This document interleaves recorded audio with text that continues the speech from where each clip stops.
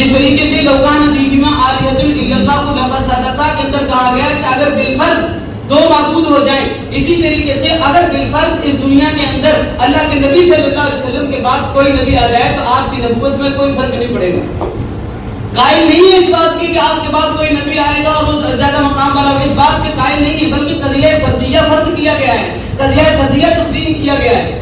پھر آگے مولانا قاسم نامتوی یہ فرماتے ہیں کہ میں اس بات کا قائل ہوں اگر اللہ کے رسول صلی اللہ علیہ وسلم کے بعد کوئی نبی آتا ہے اور نبوت کا دعویٰ کرتا ہے تو میں اس کا قادر ہونے کا قائل ہوں. ان کے ترجمان نے قرآن کریم کی آیت پڑھی ما کان محمد ابا احد من رجالکم ولکن رسول اللہ وخاتم النبیین. میں ان سے سوال یہ کرنا چاہتا ہوں کہ خاتم النبیین سے آپ کیا مراد لیتے ہیں؟ اگر آپ یہ مراد لیتے ہیں کہ آخر میں آنا آپ کی افضلیت ہے تو یہاں پر سوال پیدا ہوتا ہے کہ چاروں خلیفہ ہیں اور چاروں خلیفہ میں سے حضرت علی آخری ہیں جبکہ حضرت ابو بکر اول ہیں. اگر آخر میں آنا افضلیت ہوتا تو حضرت علی کو افضل ہونا چاہیے تھا. اسی طریقے سے اگر آخر میں ہونا افضلیت ہے تو نماز کی صف اول کے بارے میں بخاری بھی یہی کہتی ہے کہ صف اول میں نماز پڑھنا افضل ہے. اگر آخری میں افضلیت ہے تو آخری سب میں افضلیت ہونی چاہیے تھی. بیٹھ جائیں کہ طالب علم ہوں گے یا ہو چکے ہوں گے. شرع عقائد میں ایک دلیل ہے جس کو برہان تمام کہتے ہیں. برہان تمام اس دلیل کو کہتے ہیں کہ جس میں سے دو چیزوں میں سے ایک چیز کو جب مانا جائے تو دوسری چیز کا بطلان خود بخود ہو جاتا ہے. اب لو کان فیہما آلیۃ الا اللہ لفسدتا یہ برہان تمام ہے. وہاں پر شرع عقائد کے مصنف نے ایک مثال پیش کی ہے.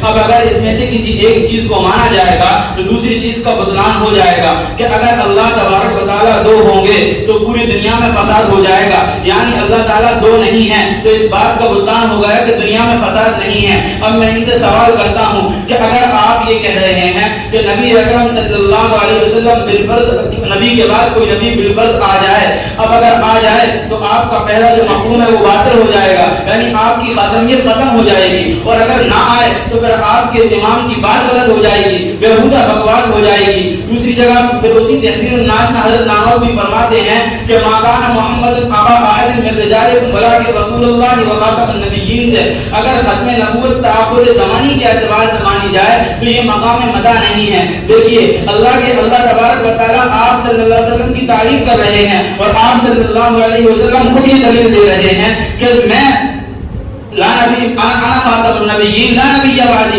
خود اپنی تعریف کر رہے ہیں کہ میں آخری نبی ہوں، میرے بعد کوئی نبی نہیں ہوگا. تو یہ انا خاتم النبیین یہ مفسر ہے اور لا نبی بعدی یہ مفسر ہے. یعنی پہلا جملہ مفسر ہے اور دوسرا جملہ اس کی تفسیر ہے. تو خاتم النبیین کی تفسیر خود آپ صلی اللہ علیہ وسلم نے جملے سے کر دی کہ اس کے میرے بعد کوئی نبی نہیں ہوگا. لیکن یہ بالفرض مان رہے ہیں، بیہودہ بکواس کر رہے ہیں. اگر بالفرض ہوگا تو خاتمیت خطرے میں ہے. سامعین محترم، جو ترجمان صاحب نے ابھی گفتگو کی ہے اور جن باتوں کو لے کر کے اعتراض کیا ہے ان تمام باتوں کا جواب دیا جا سکتا ہے.